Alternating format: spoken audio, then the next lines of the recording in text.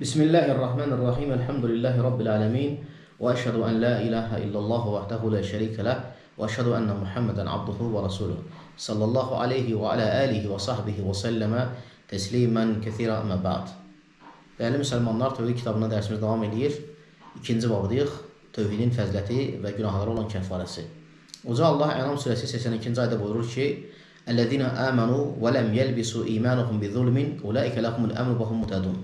O kəslər ki, iman gətirər, imanlarına zülm qarışdırmazlar, onlar əmin-əmanlıqda və hidayət üzərində olarlar.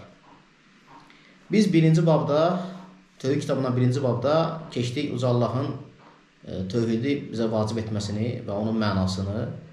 İkinci babda isə tövhidin fəzilətini götürürük və tövhidin tərifə layiq təsirini və gözəl nəticəsini götürəcəyik inşallah.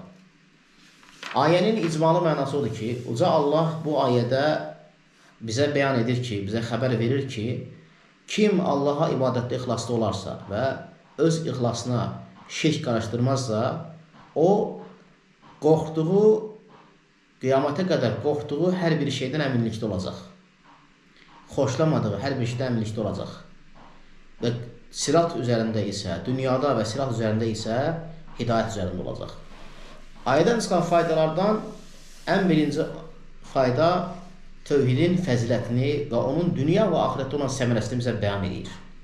Faydalardan ikincisi, ayə bizə bəyan edir ki, şirk zülmdür və imanı kökündən batil edir. Əgər böyük şirk olarsa, əgər kiçik olarsa, insan imanını naqisləşdirir, azaldır. Həmçinin faydalardan üçüncüsü, şirk heç vaxt bağışlanmır. Uca Allah şirki bağışlamır.